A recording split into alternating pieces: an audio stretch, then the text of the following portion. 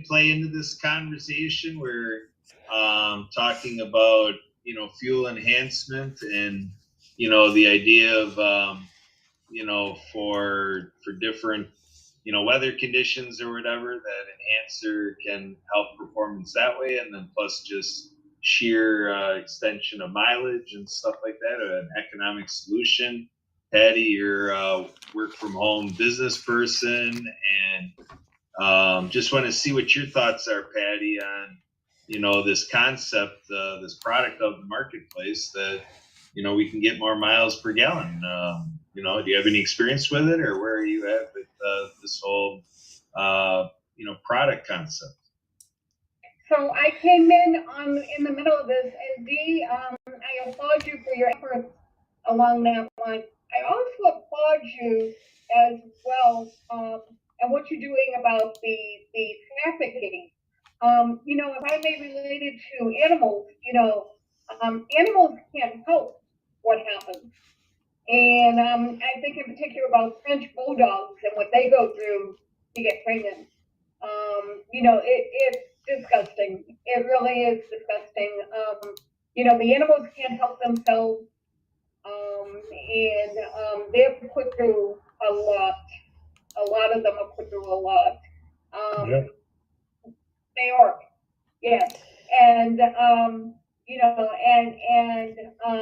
but people, you would think, they will be in a better position not to do what they're doing. And it's just disgusting, the whole thing. But I applaud you for your efforts. I think it's wonderful.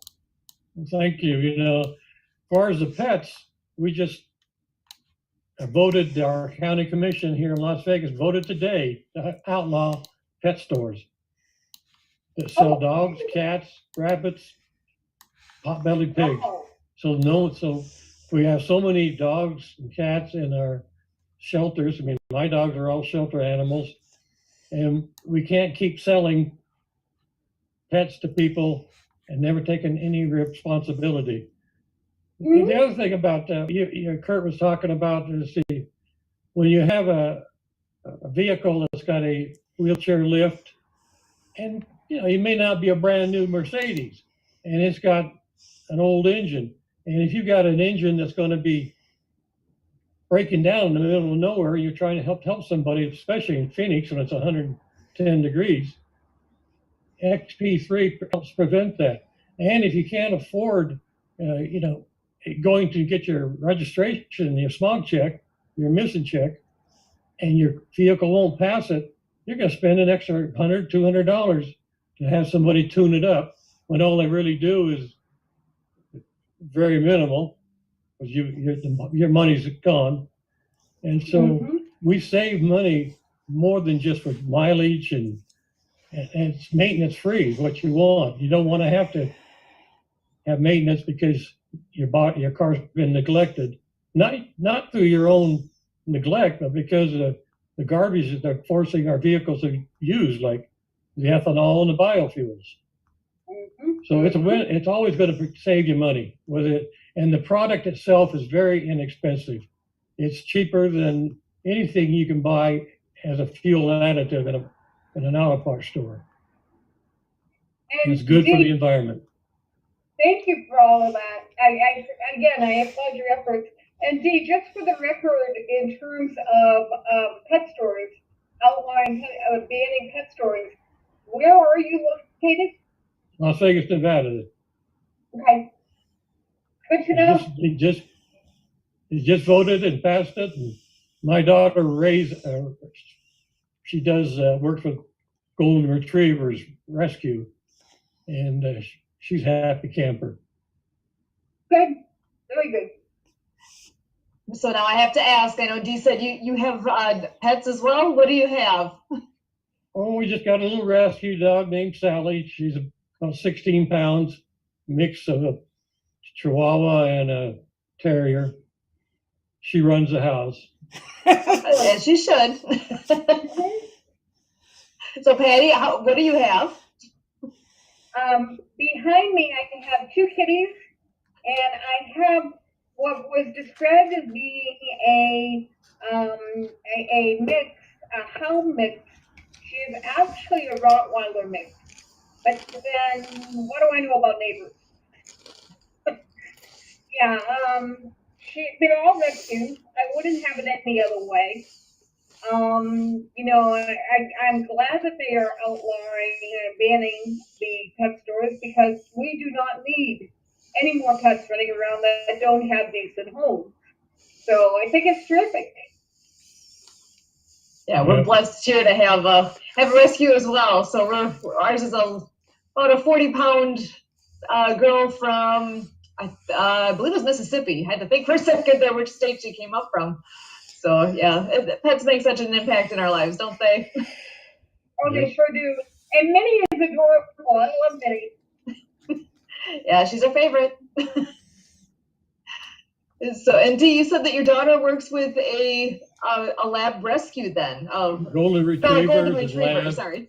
Yeah, she raises funds for it. She just did a fundraiser. She raised over $800 herself, and she boards them for people, like Patty does. If they got to go out of town, there's no place. They don't want to put them in a kennel. They don't want to put them in a cage. So my daughter, they all get together like one big happy family. But she says that the only problem she has that she has a special condiment in her house called dog hair. Yeah. That's my trademark. Well, the distinction between your daughter and myself is I don't bring them into where I'm living. I go into other people's homes. Yeah, that's good.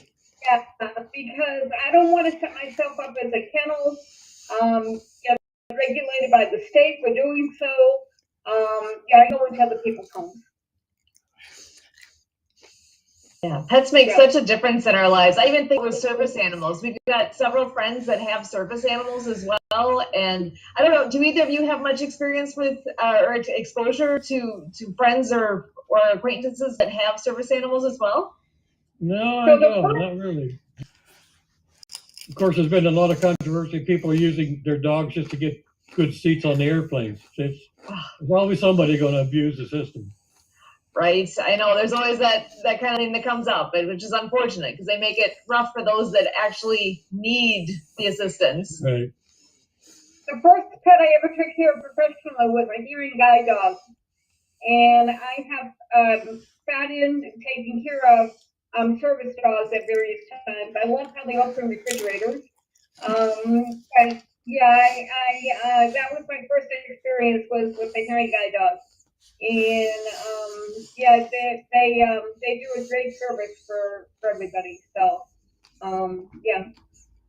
Yeah, I know. I actually work at a university where they have a course on well, they've got several courses on animal behavior, and one in particular, they are training dogs, and students even have the dog with them in their. Most of them are in their dorm room.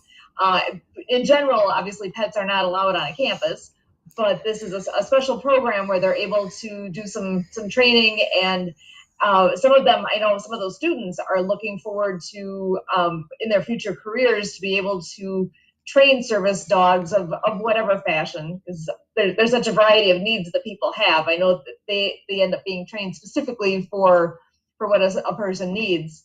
But I want to take a moment here to thank you both so much for being on here with us. Dee, Patty, it's always nice to have friends joining us here and that we can find out more, learn more things that can benefit all of us.